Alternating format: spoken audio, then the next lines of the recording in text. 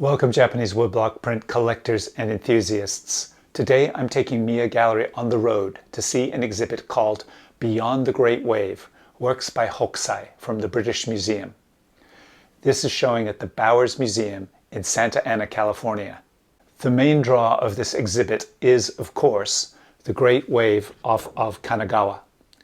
But I was surprised and pleased to also see paintings, drawings, and prints from series I'd never heard of, and I'll share some great examples with you.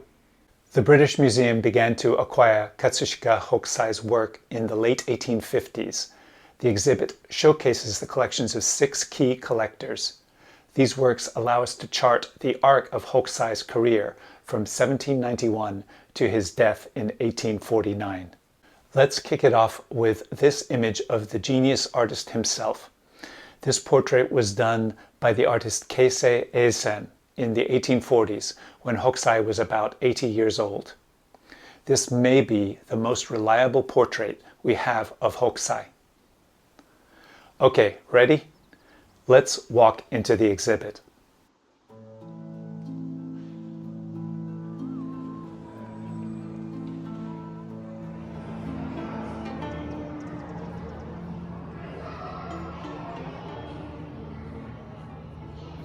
Although we think of Hokusai as a printmaker, he was also an accomplished painter. This one caught my eye, done in 1811. The warrior hero Tametomo, who was supposed to possess the strength of 10 men, and the monstrous inhabitants of Onigashima Island. Here we see the monsters trying to pull the string on his mighty bow. This is apparently one of Hokusai's most technically complex paintings, because it's got layered colors and gold leaf on silk. With his earnings from this painting, Hokusai was able to build a new house. Contrast the detail of that painting with this fan print of a cockerel. It looks like it was made with a few rough, spontaneous brush strokes, but it has such volume and life. Next, we'll wander over to see his most famous series, the 36 Views of Mount Fuji, which was actually so popular the publisher added 10 more prints. These first few prints I'm showing you were all done in the monochromatic blue color. It was easier and cheaper to print in one color. After they realized the prints were selling well, they added more color inks in subsequent editions. I really like this one, Mishima High Road, of the travelers measuring the trunk of the tree with their outstretched arms.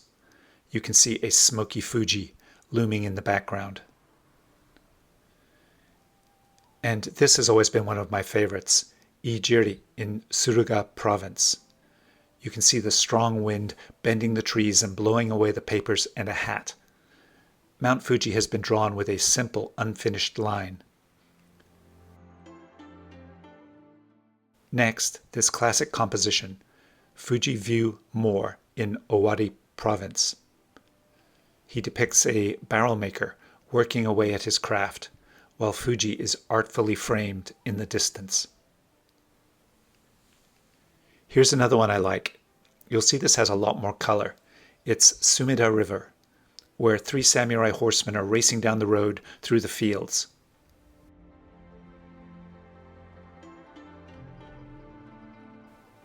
And this colorful print is Fuji from Kanaya. Here we are seeing porters carrying travelers across the Oi River. There's a lot of movement and energy in this design. And if you look at the large box on the left, you can see the name of the publisher of the prints. And over here, all by itself, is the focus of the exhibit, the Great Wave off of Kanagawa. What can I say that hasn't already been said about this cultural icon, one of the most recognized and popular images in the world? So let's just take it in and admire the dynamic composition.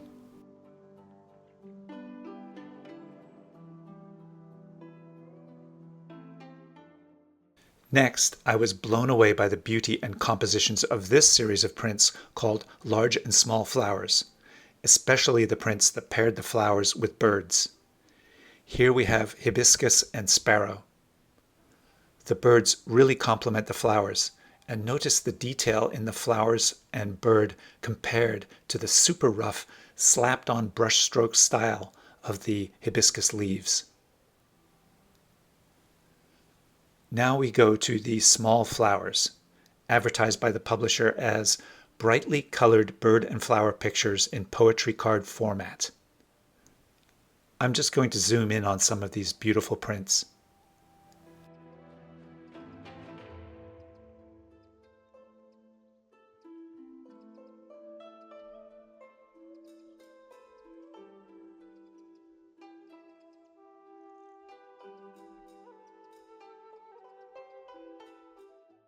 Look at how the deep Prussian blue background really pops out the bird and flowered branch.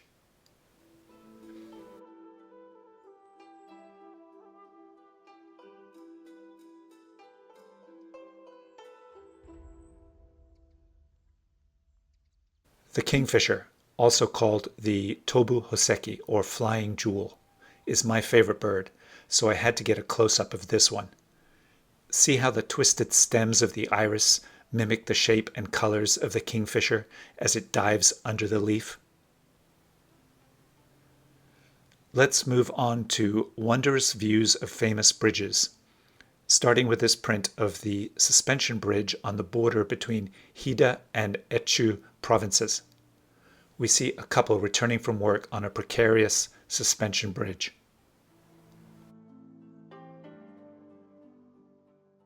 And I really like this winter scene. Old picture of boat bridge. This type of bridge was common at the time, and it's made by fixing a line of boats together with planks. Now we get into a tall vertical format print in the series The True Mirror of Japanese and Chinese Poems.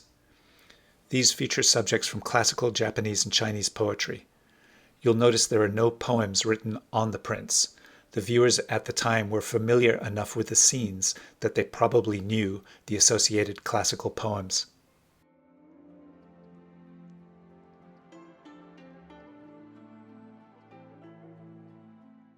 And there was another poetry series, this one called 100 Poems by 100 Poets, explained by the nurse. This was an ambitious project that unfortunately only 27 designs were printed, since the original publisher went bankrupt.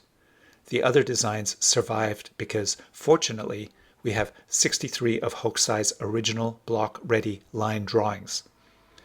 These drawings would be pasted to the woodblock and then used to guide the carving of the block cutter. They would have been destroyed in the carving process. Thank goodness they weren't, and we have them today. Just look at the beautiful detailed line work. There were a couple of prints from the series 100 Ghost Tales. This is the ghost of Kohara Koheiji, who is pulling down the mosquito netting to haunt his wife who drowned him in the Asaka swamp. And this famous print of the laughing demoness holding the skull of a child she has been eating. There were many other prints and paintings in this exhibit, but the last print I'll show you is this one of a fisherman seated on a rock, done in the 1820s. Some think this is a self-portrait of Hokusai, blissfully dreaming of living the simple life. The poem on this is a collaboration between Hokusai and his third daughter from his second marriage, Eijo. I'll leave you with this Hokusai quote.